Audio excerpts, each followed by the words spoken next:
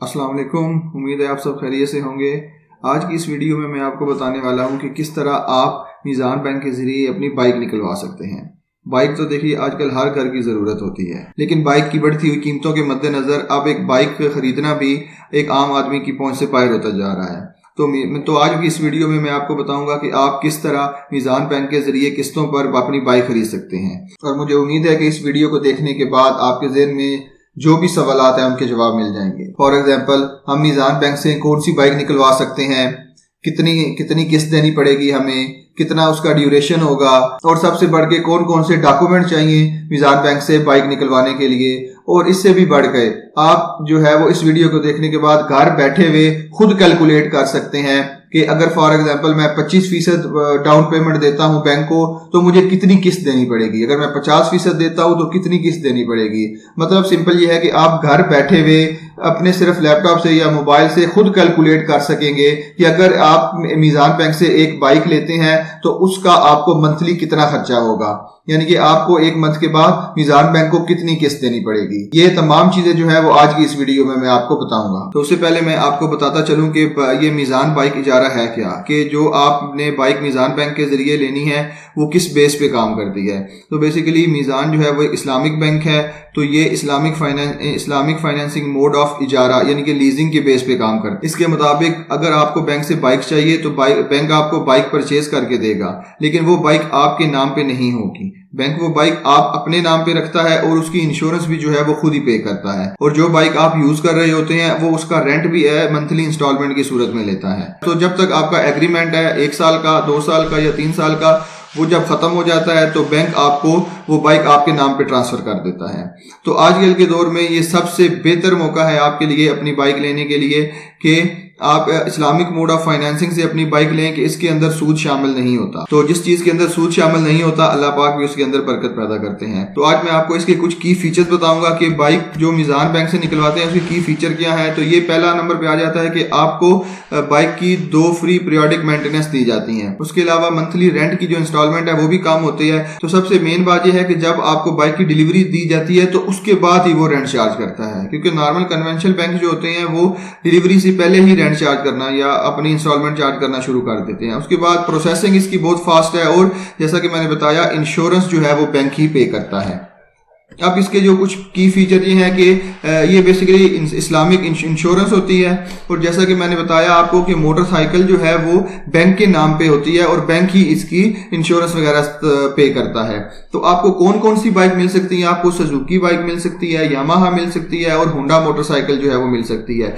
आपको 1 से लेके 3 साल तक का कॉन्ट्रैक्ट मिल सकता है, और जबकि आपको कम से कम जो है वो 15% उसकी कॉस्ट देनी होगी। फॉर एग्जांपल, अगर 1 लाख रुपए की बाइक है तो आप 15% बैंक को देके अपनी बाइक निकलवा सकते हैं। ये सहूलत जो है वो कराची, हैदराबाद, मुल्तान, लाहौर, फैसलाबाद, रावलपिंडी, इस्लामाबाद में मौजूद है, लेकिन आप अपनी जो करीबी ब्रांच है उसमें जाके चेक कर सकते हैं कि क्या वो भी बाइक फाइनेंस करते हैं या नहीं करते हैं। उसके बाद ये है कि एक प्रोसेसिंग फीस आपको पे करनी पड़ेगी, वो 1800 रुपए की है।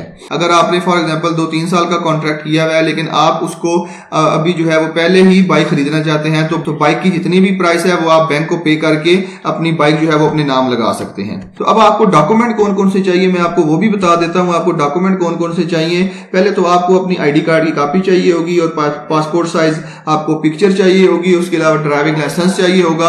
अब जो स्पेशल रिक्वायरमेंट आ जाती है, अगर आप सैलरीड पर्सन है तो आपकी बैंक की स्टेटमेंट लास्ट 6 मंथ की चाहिए। उसके अलावा आपकी जो है वो सैलरी स्लिप चाहिए होगी और एम्प्लॉयर का सर्टिफिकेट चाहिए होगा जिसमें लिखा होगा कि आप कितने अरसे से वहां जॉब कर रहे हैं, आपकी डेजिग्नेशन कौन सी है और आपकी सैलरी कितनी है। अगर आप बिजनेसमैन है या सेल्फ एम्प्लॉयड है तो उस हिसाब से जो है वो आपकी लास्ट 12 मंथ की जो है वो बैंक स्टेटमेंट चाहिए होगी और 2 साल बिजनेस का प्रूफ चाहिए होगा जिसमें टैक्स रिटर्न शामिल है और बैंक का सर्टिफिकेट शामिल है। मतलब 2 साल पुराना आपका बिजनेस हो जिसके अंदर आपने टैक्स दिया हुआ होगा तो ये डॉक्यूमेंट एलिजिबल है। अच्छा, अब कौन सा बंदा जो है वो ये फैसिलिटी अवेल कर सकता है, उसमें ऑब्वियसली उसमें पाकिस्तानी नेशनल हो और परमानेंट रेजिडेंट हो। ये फैसिलिटी जो है ये ओवरसीज पाकिस्तानी के लिए नहीं है।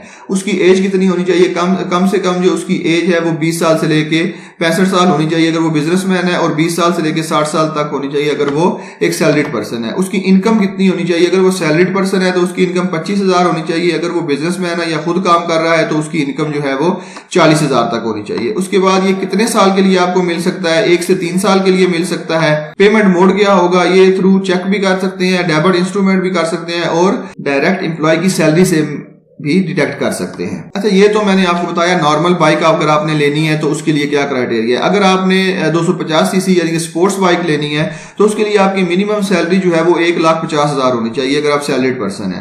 अगर आप तनख्वाह पे काम कर रहे हैं या मुलाजम है तो आपकी सैलरी 1.5 लाख होनी चाहिए। अगर आपका अपना बिजनेस है तो आपकी सैलरी जो है वो 2 लाख होनी चाहिए। और कम से कम आपको डाउन पेमेंट जो है वो 30% करनी है और ज्यादा से ज्यादा आपको 50% करनी है। अगर आप सैलरीड पर्सन है या बिजनेसमैन है तो अगर आपके ऊपर कुछ कर्जा भी है तो वो कर्जा जो है वो 40% से ज्यादा नहीं होना चाहिए। मतलब इसमें बैंक देखता है कि अगर उसकी सैलरी 1.5 लाख है तो ये ना होना तो उसका कोई उसके ऊपर कोई कर्जा हो तो वो सारी सैलरी जो है वो उसी में लग जाए। तो लिहाजा अगर आपके ऊपर कुछ कर्जा भी है तो वो सिर्फ और सिर्फ 40% ही होना चाहिए। अब मैं आपको एप्लीकेशन का प्रोसीजर बताता हूं कि सबसे पहले आपने जो है वो फॉर्म फिल करना है जो कि ब्रांच के अंदर अवेलेबल होता है। उसके बाद आपने एक प्रोसेसिंग फी पे करनी है जो कि 1800 रुपए है। जैसे कि मैंने पहले बताया ये नॉन रिफंडेबल फीस है और आपकी एप्लीकेशन जो है वो 5 से 7 दिन के अंदर अंदर कंप्लीट कर ली जाएगी।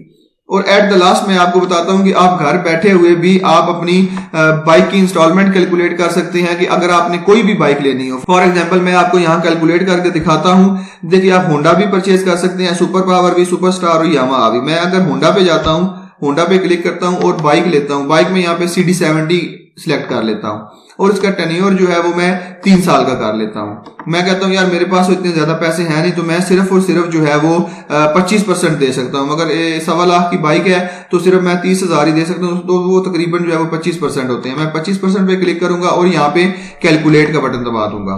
तो ये देखें यहाँ पे जो है वो बाइक की वैल्यू जो है वो 1,06,500 आ गई है। तो उसके अलावा आपकी सिक्योरिटी डिपॉजिट हुई है वो 26,000 आ गई है। 1,800 रुपए जो है वो आपने प्रोसेसिंग फीस पे करनी है और टोटल जो पहली दफा आपने पे करना है वो 28,425 रुपए है। आपकी किस्तें में ही जो है वो 36 किस्तें बनी है। मैंने 3 साल के लिए कैलकुलेट किया था।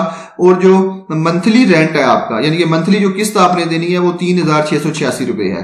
तो ये जब आप पे करेंगे तो 3 साल के बाद बाइक आपकी हो जाएगी। तो उम्मीद है आपको आज की वीडियो पसंद आई। इस वीडियो में मैंने अपनी तमाम कोशिश की है कि आपको बाइक इजारा जो है वो कंप्लीटली समझ आ जाए ताकि आपको कम से कम जो है वो इंफॉर्मेशन लेने के लिए बैंक जाने की जरूरत ना पड़े। तो आज की वीडियो में इतना ही था। तो मिलते हैं इंशाल्लाह अगली वीडियो में इस अपनेपन के साथ कि अपना बहुत ख्याल रखेंगे। अल्लाह हाफिज।